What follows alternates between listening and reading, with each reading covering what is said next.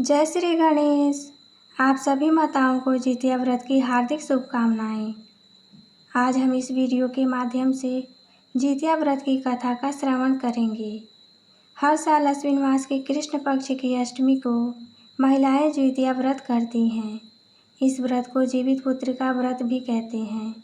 संतान की लंबी आयु, सुखमय जीवन, सुख समृद्धि, स्वास्थ्य की कामना के लिए जीवित पुत्र का व्रत महिलाएं करती हैं।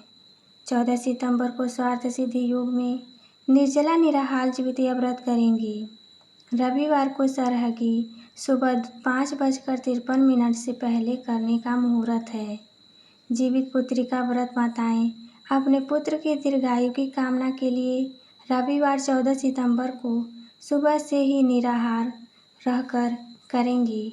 सोमवार 15 सितंबर को पारण सुबह 6:27 के बाद करना होगा। माताएं इस व्रत का संकल्प अपने संतान की सुरक्षा, आयु की कामना के लिए करती हैं।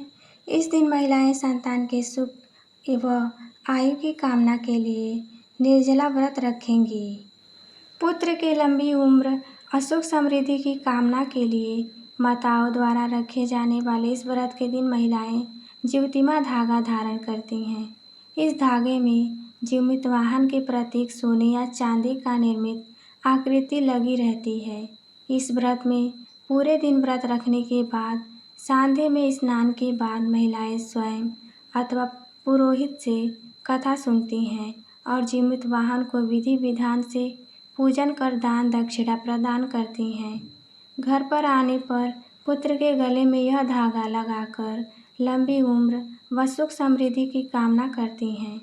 मान्यता है कि इस व्रत को करने से माताओं के पुत्र पर आए संकट टल जाते हैं। यह व्रत माताओं के त्याग, करुणा और धर्म की शिक्षा देता है। इसके बाद आइए हम लोग कथा का श्रवण करते हैं। एक वन में सेमेर के पेड़ पर एक चील रहती थी। पास की झाड़ी में एक सियारिन भी रहती थी। दोनों आपस में दोस्त थीं। चिल्लो सियारिन से इतना प्यार करती थी कि वो जो कुछ भी खाने को लेकर आती थी उसमें से सियारिन को जरूर देती थी। इस तरह दोनों हंसी खुशी दिन बिता रहे थे। एक बार वन के पास गांव में औरतें जितिया पूजा की तैयारी कर रही थीं। चिल्लो ने उसे बड़े ध्यान से देखा और अपनी सखी सियारों को भी बताया। फिर दोनों सहेलियों ने तय किया कि वे भी यह व्रत करेंगी। सियारों और चिल्लो ने जितिया का व्रत रखा। बड़ी निष्ठा और लगन के साथ मंगल कामना करके पूरे दिन निर्जला व्रत रहीं।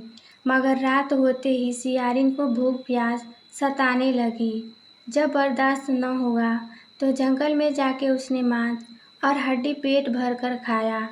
चिल्लो ने हड्डी चबाने के कड़कड़ की आवाज़ सुनी तो पूछा कि यह कैसी आवाज़ है।